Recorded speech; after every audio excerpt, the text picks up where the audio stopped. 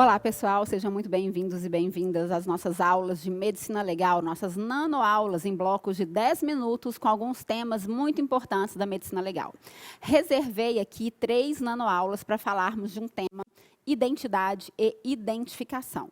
É um tema extremamente amplo, extremamente complexo. É claro que em 30 minutos, em 3 nanoaulas, nós vamos ver os pontos mais importantes para a sua prova, ok? Vamos, então, justamente ao tema da identidade e identificação, começando a princípio por conceitos que são importantes. Cuidado, não confundam identificação com reconhecimento. Esses conceitos são conceitos diferentes. Nós estamos aqui tentando buscar a identidade de um indivíduo.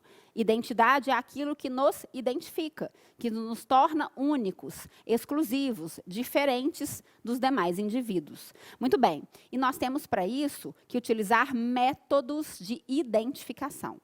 Método de identificação é procedimento técnico-científico, com metodologia, reprodutível, utilizado aí de forma científica para buscar a identidade objetiva de alguém.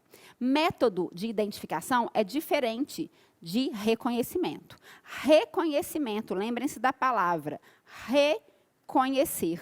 Reconhecer é conhecer de novo.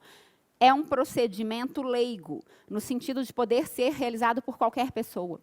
Reconhecer é uma comparação psíquica, na verdade, né? Entre algo que você conheceu no passado, uma experiência vivenciada no passado, com uma experiência vivenciada no presente momento, e você reconhece, conhece de novo. Você está aqui tendo aula comigo. Daqui a 10 anos, você me encontra na rua e me reconhece. Ou seja, é algo leigo, feito por qualquer pessoa e vinculado à subjetividade, à memória. Por isso que o reconhecimento não pode servir como prova isolada apta a fundamentar aqui um procedimento criminal contra um indivíduo, né? Então, nós vamos estudar métodos de identificação e não propriamente reconhecimento.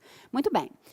Nós temos fundamentos dos métodos de identificação, ou seja, requisitos fundamentais que um método deve observar para ser considerado um bom método de identificação. Esses requisitos fundamentais estão colocados aqui no seu material. Então, os elementos sinaléticos, o que são elementos sinaléticos? São os sinais, são os dados que a gente utiliza nos métodos de identificação. Eles têm que cumprir 4 requisitos fundamentais, de acordo com Higino Hércules, e França vai trazer aqui um 5º requisito. Quais seriam esses 4 requisitos fundamentais? O primeiro é a unicidade, a individualidade. É aquilo que é próprio do indivíduo. É aquilo que é próprio de cada indivíduo e que, portanto, identifica aquele indivíduo, né? Identifica aquele indivíduo e diferencia ele dos demais. Muito bem, nós temos também a imutabilidade. O que seria? Aquela característica utilizada é imutável, ela não se altera facilmente com o tempo, com doenças, com fenômenos externos, ambientais. É uma característica que é imutável, ela permanece da mesma forma, favorecendo identificar o indivíduo. Aquele método deve ser prático, ou seja, de fácil obtenção dos dados, de fácil registro, de baixo custo, adequado socialmente, uma adequação social. E também tem que ser classificável, ou seja, permitir o fácil arquivamento daquelas informações, como, por exemplo, formando um banco de dados. Como nós temos bancos de dados de impressões digitais, bancos de dados de perfis genéticos. E, muito bem, Genival Veloso de França traz também o requisito da perenidade. Alguns autores consideram perenidade como sinônimo de imutabilidade. Já a França fala que a perenidade é quando aquela característica resiste à ação do tempo. E para ele resistir à ação do tempo e não se alterar facilmente com o tempo, são coisas sutilmente diferentes. Ou seja, se eu tenho aqui um método que preenche adequadamente esses requisitos, nós temos um bom método de identificação. Então, nós temos aqui vários métodos de identificação. Os métodos considerados primários de identificação são a datiloscopia, as impressões digitais, vamos reservar uma nanoaula para ela. A odontologia forense, identificação pelas arcadas dentárias, que é matéria de odontologia, não propriamente de medicina, não é feito pelo médico, e sim pelo odontólogo forense. E nós temos também a genética forense. Então, como métodos primários, datiloscopia, impressões digitais, né, a papiloscopia, a genética forense e a odontologia forense. Vamos falar aqui neste bloco de algumas questões referentes à identificação genética, identificação pela extração de DNA, por meio da técnica chamada PCR, reação em cadeia da polimerase. Muito bem. Nós temos aqui 2 tipos de DNA nas nossas células. O mais conhecido, principal aqui, é o chamado DNA nuclear, que tem um material genético completo, 46 cromossomos, que está presente no núcleo da célula. Mas nós temos que saber que nós também temos um outro DNA nas nossas células, que é o DNA mitocondrial. As mitocôndrias, elas são organelas citoplasmáticas que estão presentes em milhões no citoplasma das células, em maior quantidade, portanto, de DNA mitocondrial. Ele tem maior quantidade nas células do que DNA nuclear. E ele é um DNA circular. E ele tem origem materna.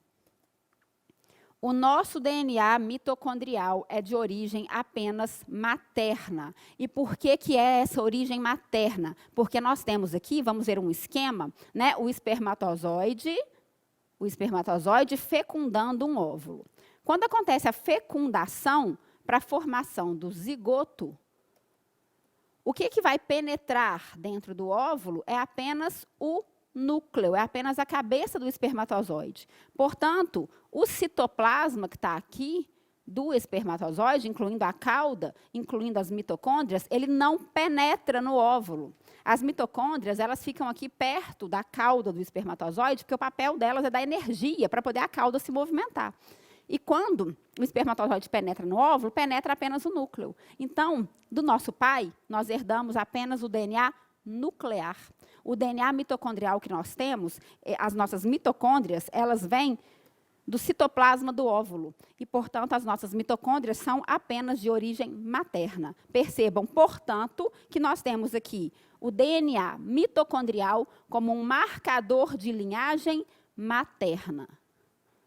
Ou seja, ele é herdado da mãe por filhos de ambos os sexos. E por que que o DNA mitocondrial é um DNA importante? Porque ele é um DNA que está presente em grande quantidade, portanto, ele é mais fácil de ser identificado em amostras degradadas e porque ele é um DNA mais resistente à ação de enzimas que degradam, que dissolvem ali a fita de DNA, ok? Então, ele é um DNA útil para realização aí de extração genética em material degradado. E nós temos também, como marcador de linhagem paterna, só para a gente lembrar, o cromossomo Y, né?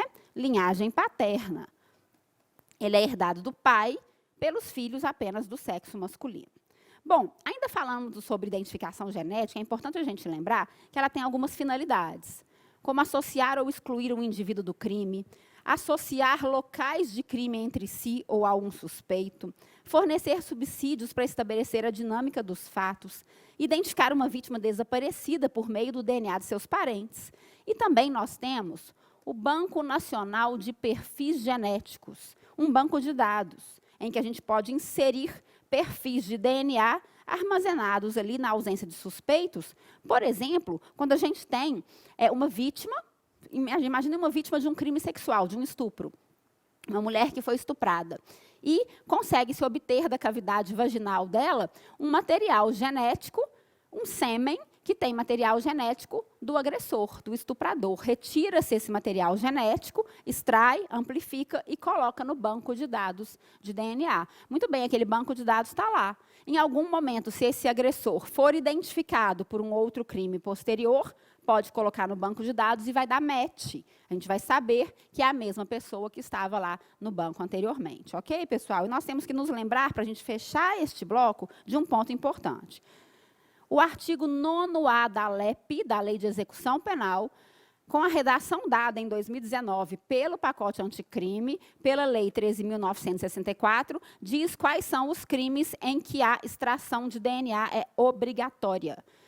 Pessoa condenada por crime doloso praticado com violência grave contra a pessoa, crime contra a vida, contra a liberdade sexual ou crime sexual contra vulnerável. É submetido obrigatoriamente à identificação do perfil genético mediante extração de DNA. DNA que vai ser colocado aqui em um banco de dados sigiloso. É muito importante que vocês conheçam aqui a redação do artigo 9º-A da LEP, que fala justamente da regulamentação do Banco Nacional de Perfis Genéticos. Com isso, eu fecho esse bloco e te espero no próximo. Até lá.